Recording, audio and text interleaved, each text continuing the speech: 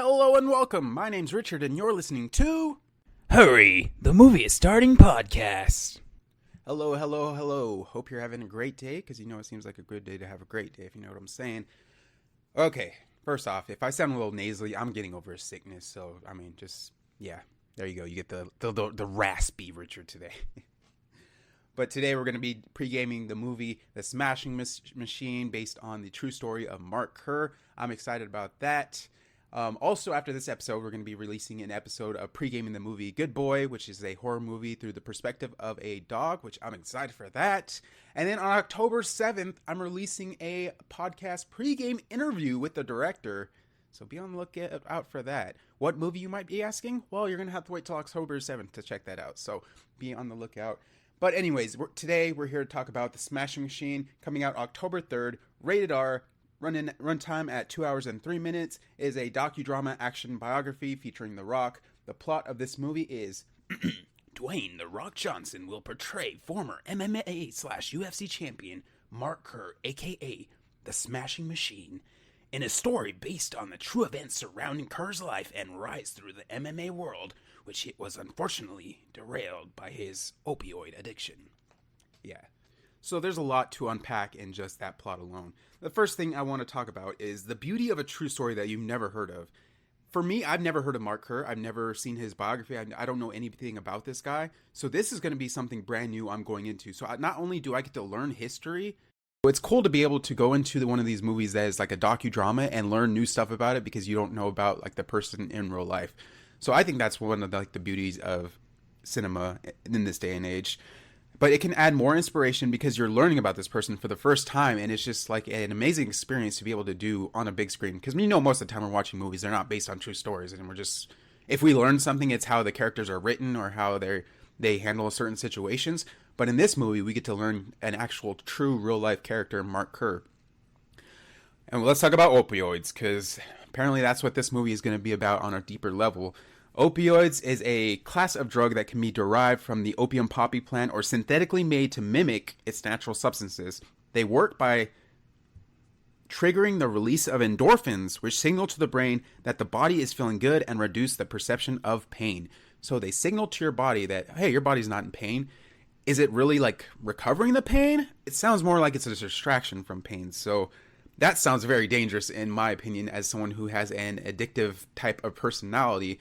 If I'm like constantly, oh, my leg hurts, I don't want to get up today, and I'm taking a pill and that makes me think that, hey, my leg's not hurting anymore, that can be a very dangerous thing to get addicted to, because you get addicted to that distraction of not feeling that pain. Because I don't know about y'all, but when I wake up in a day full of like pain, it's tough to get out of bed. It's tough to like schedule things I have to do. It's tough to go out and face the world, because I'm like, man, if I'm in pain, I don't want to snap at someone. I don't want to be like a bad version of myself, but life be like that sometimes. And it's understandable how people can get addicted to opioids that would make them think that pain's gone for a limited amount of time. And it reminds me, honestly, of weed. Because for the longest time, I thought marijuana took pain away. It does not. It is a very good distraction from pain because it has you in your head feeling certain kinds of things. But once that wears off a little bit, that pain comes a little bit back. So again, that's what I think is dangerous. When people say you can't get addicted to weed, I'm like, you can get addicted to the distraction of not feeling pain from weed. So that's just, I don't want to get into like, oh, is it right or wrong? That's just something I wanted to talk about. But according to the National Drug Council on Alcoholism and Drug Dependence, 12% of male athletes and 8% of female athletes use opioids in a 12-month period study. That is insane. 12% and 8%. But don't worry, it gets worse. A recent systematic review from Ekhtari et al. Indicated that the rate of opioid use over an NFL career is at 52%, while the lifetime of opioid use rates in high school athletes are 28 to 46%. That is insane. That is absolutely insane. And I understand, like, sometimes these things are good for you, but for high schoolers, 28 to 46%? Why? Why are we giving our youth these drugs that they can get addicted to and derail their life? Because once you start using it, the tolerance is going to go up, so you're going to require more. You're going to be needing more and more and more. And it's just going to be an ongoing cycle. I'm sorry if I'm getting like passionate about this, but it makes me sad inside knowing that High schoolers are at 28 to 46%. That's insane. Oh, I'm probably not the worst. I'm probably not the best person to talk about this because I'm against medicine, like as a whole. And some people are like, "Oh, that's a weird conspiracy." How many of us pop Advil because we're having like, oh, we think we're gonna have a headache, or we're having a tough day, or this and that? I believe it's just become a comfort. It's obviously the number one business in this world, so that is what it is. But I believe it's become a comfort where it's getting out of hand, where we just want to pop an Advil because we think we're getting a headache, or we want to take this pill because we think we're going to get sick, and it's just fear coming at us, and we're not trusting that God has our backs, or God has a better plan for us. But, I don't want to get into right and wrong. I don't want to get into this saying that like, oh, it's against religion to take pills. I don't believe that at all. But I just think that it's something that we don't think about as much as we should. That's all I want to say. And it's just a vicious cycle of needing more to feel pain-free, and then a tolerance builds. And again, it's a feel pain-free because it doesn't really fix the solution. It's a distraction to the solution. But anyways, that's my little rant to open this one up. The director of this movie is Benny Safdie, which you might be saying, wait, that name sounds familiar. Well, you remember the douchey villain from Happy Gilmore 2? Yeah, that's the director of this movie, which is wild. I didn't know that till researching this movie a little bit. But don't worry, he also helped with his brother direct Uncut Gems, which is my favorite horror movie of all time. It's not really a horror movie, but when you've lived that lifestyle, it gets scary watching that movie. He's also directed Good Time and Daddy Longlegs. So this is going to be his first major debut without his brother, as they separated 5 years ago to go on their both solo paths. So I'm excited. If he can bring that feel of Uncut Gems to this bio documentary, I think we're going to have a good movie, because that movie, spectacular. The cast of this movie is Dwayne "The Rock" Johnson, Emily Blunt, Ryan Bader, and real life Bas Rutten, who was the real life trainer for Mark Kerr IRL. Those are just some of the casts. There's a lot more, but those were just the top ones. This movie, I think, is going to be pretty good. It's already been released early in some locations, and the reviews are doing really good. So I think this is going to be one of those heartfelt biodramas that just make you leave crying, and hopefully with a smile, knowing that there's something positive going on after this movie. I'm not sure. I'm going to go out on a limb and say this Mark Kerr probably unfortunately overdoses and dies at a young age, or something sad happens like that.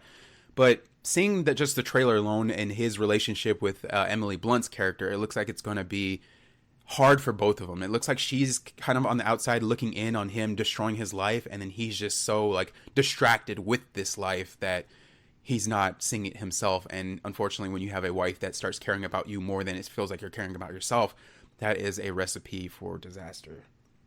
But that's a little sad. Let's just jump into something fun, like the Fun Facts. Bas Rutten will portray himself in this as he was one of the real-life Mark Kerr trainers. So that's cool. You have this trainer that is acting in a position that he used to be at in real life. So he's going to do a good job, honestly. The next fun fact, Mark Kerr was a college wrestler that fought in early iterations of the UFC, Pride, and other various MMA tournaments in the 90s. He had an immensely powerful build and was dogged by allegations of steroid use. He participated in a documentary called The Smashing Machine in 2002 that chronicled his training after competing, as well as the volatile relationship with his girlfriend. He was a close friend of UFC fighter Mark Coleman. So we see right there a very volatile relationship with his girlfriend. I guess it's not his wife. So yeah, it's just going to be interesting to see. Hopefully they can make it through this patch that it looks like they're going to go through. Again, I don't know what happened in real life, but unfortunately sometimes these endings aren't happy. Next fun fact, director Benny Safdie left a production of Saturday Night 2024 where he would have played Andy Kaufman in order to make this film. That would have been interesting to see him play as Andy Kaufman. But, Jim Carrey just did such a great job of portraying that comedian. I kind of don't want to see anyone else as him. But, you get to see, other actors' takes on him, and you kind of get different versions of him. So it would have been cool to see a different version of him. And then the last fun fact here, The Smashing Machine marks Benny Safdie's solo directorial debut and his first narrative film he had directed with his brother and longtime creative partner Josh Safdie. They ended their partnership 5 years after the release of Uncut Gems to explore solo careers. All right, so some good fun facts for this one. But those are the fun facts. Let's see what y'all have to talk about in the comment section. First comment comes from Random Emery002. Great to see The Rock challenging himself for this role. Yes, so it looks like it's going to be an emotional journey. We see happy Rock in this trailer. We see sad Rock in this trailer. We see defeated Rock in this trailer. I think he's going to pull from his own upbringing as a wrestler to put into this film. And when we have characters with roles, or we have like real life actors in roles like this, they're usually really, really amazing. So I'm excited to see that as well. Next comment comes from @LukeMav15. He really took those "The Rock plays the same guy in every movie" memes to heart. Bro said, "Make me look unrecognizable." In the trailer, you will see there's like a version of him that's bald and he has like caveman eyes, and he does not look like The Rock. So it was cool to see them be able to change his appearance for us not to be like, oh, that's just The Rock. Because there's a moment in this trailer where you're like, that is not The Rock. It's insane how they were able to make him look different on that. Next comment comes from Maxim Bordiug. 20 years later, and we are finally seeing The Rock play a character that isn't The Rock just being The Rock. Oh man, okay, so it seems like this comment section is going to run rampant with The Rock. @Gud777 said, someone needs an Oscar for the best makeup and prosthetics in this film. You can't even recognize The Rock. Kazuhiro is the hero. Oh my gosh. Yeah. Okay, let's see if there's anything. Not that there's anything against The Rock, but I don't just want to keep beating this rock into the ground. Huh? Okay, you'll get it. You'll get it.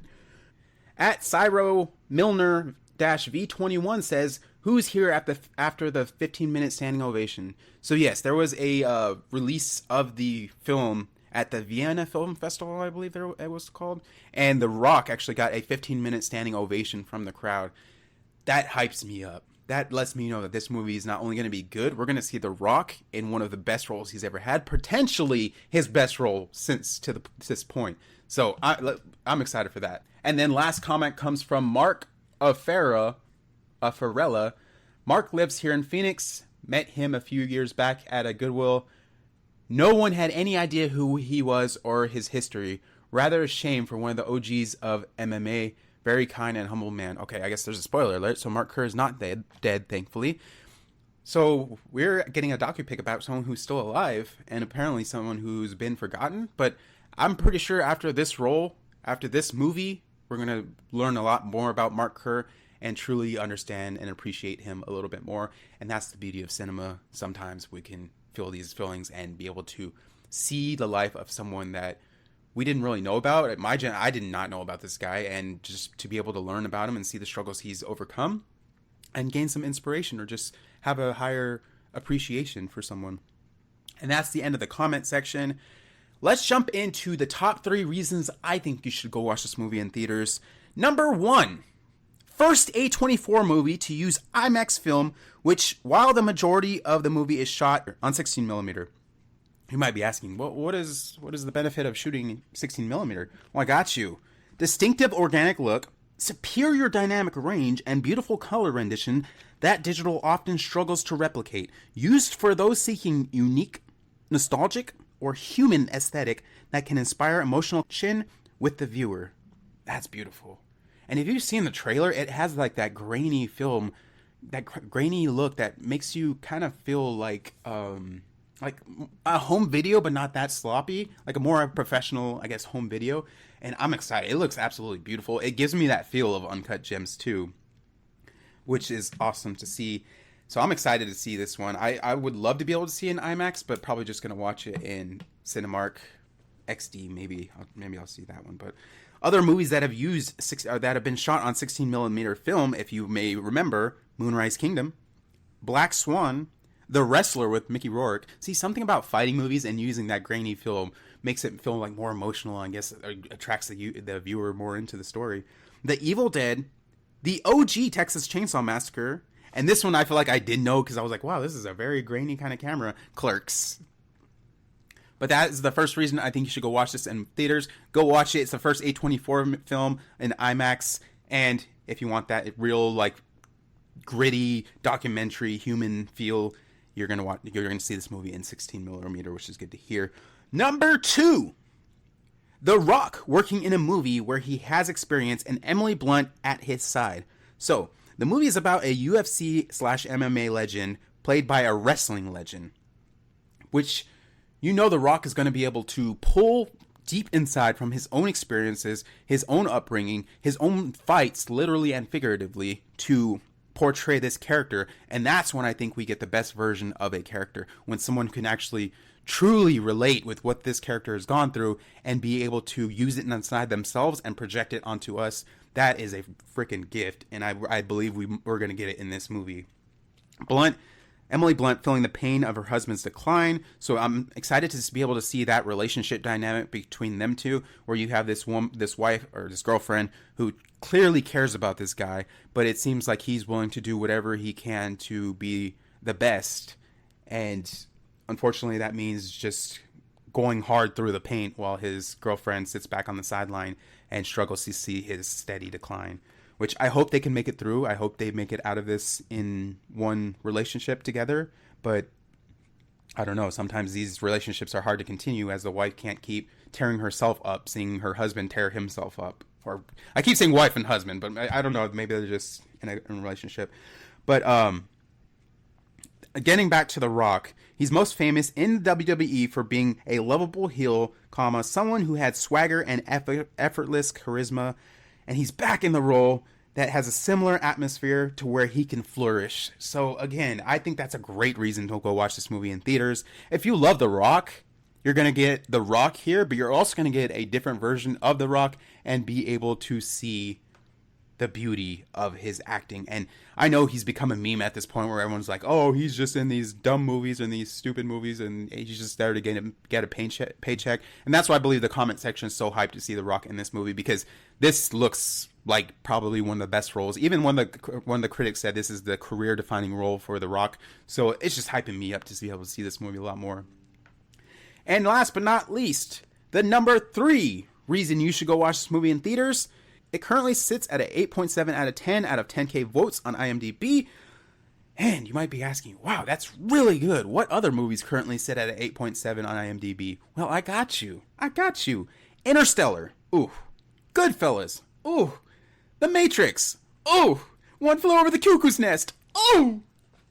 So we have all these movies that are currently sitting at an 8.7, and I know it's still early. The Smash Machine probably is not going to end at 8.7, but seeing as it's sitting at an 8.7 right now out of 10, with only 10,000 votes, is hyping me up, so that's a good enough reason. I'm going to watch this movie in theaters. I think you should too. I think we have a great movie on our hand. I think Benny Safdie is going to do a great job. I think The Rock is going to have as the critics said, a career-defining role. I think Emily Blunt is going to do what she does best and act her freaking butt off.